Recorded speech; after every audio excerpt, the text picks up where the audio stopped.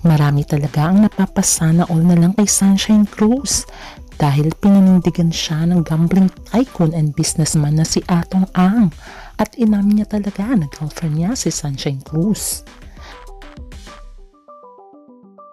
Sa lahat ng naliling kay Atong Ang, pati si Gretchen Barreto ay naling sa kanya ay wala siyang pinanindigan at wala siyang inamin. Kaya sabi nga nila ang haba-haba naman ng hair ni Sunshine dahil siya lang ang bukod tangi na talagang inamin ni Atong Ang at talagang binandera niya ito sa publiko at proud siyang sinabing girlfriend ko siya. Talaga namang matagal niya na raw daw gusto si Sunshine at ilang taon din niya itong niligawan. Kaya sabi ng netizens, deserve naman nilang maging maligaya. Pero ang tanong, tanggap ba ng pamilya ni Atong Ang si Sunshine Cruz, lalong-lalo na ang kanyang mga anak? Ating alamin.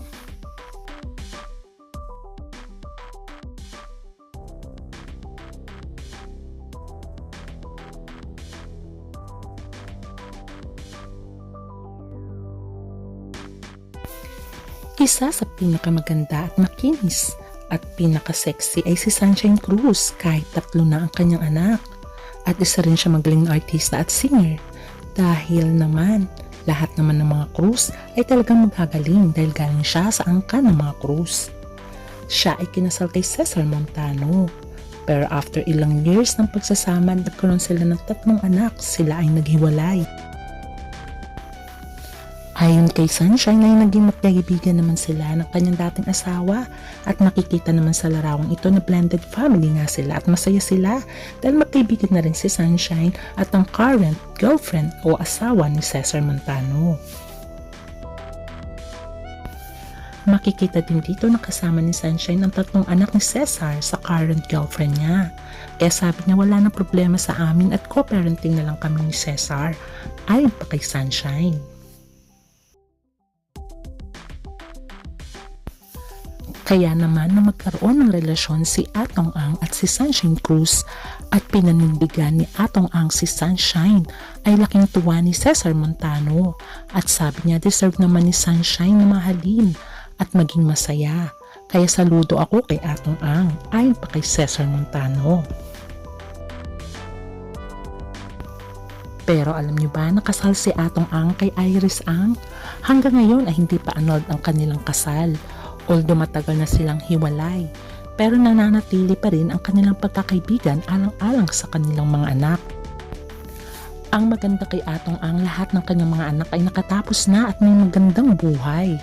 At lahat yun ay talagang hindi pinabayaan ni Atong Ang dahil mapagmahal siyang ama.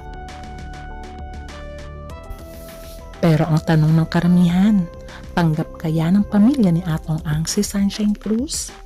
Dahil sa lahat yata ng naging girlfriend niya Atong Ang, si Sunshine lang talaga ang kanyang inamin at talagang siya ay very proud kay Sunshine.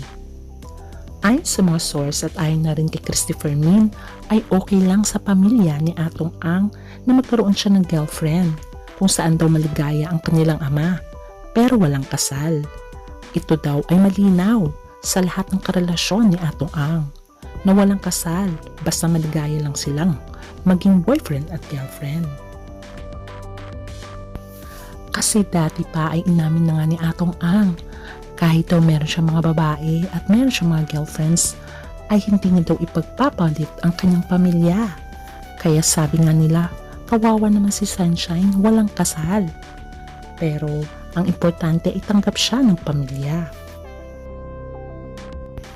Makikita sa larawang ito na proud na pinakilala ni Atong Ang si Sunshine Cruz sa kanyang pamilya at mga anak.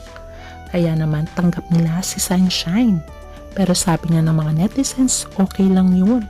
Basta ang importante ay nagkakaunawaan naman at nandun ang respeto at pagmamahal sa isa't isa.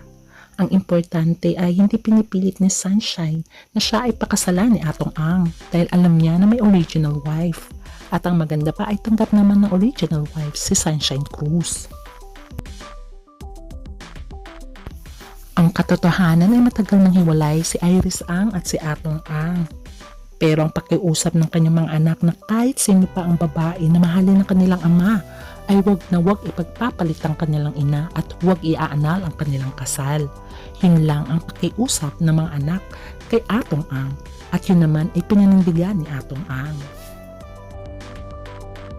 Kaya naman ang tanong ng netizens, kakayanin kaya ni Sunshine Cruz ito na walang kasal pagdating ng araw? At paano mapapatunay ni Sunshine na mahal siya ni Atong Ang kung hindi siya pakakasalan? At kung hindi niya paninindigan ang kanyang pagmamahal sa pamamagitan daw ng kasal? Kaya abangan na lang natin ang susunod na kabanata kung talaga namang paninindigan siya ni Atong Ang sa pamamagitan ng kasal.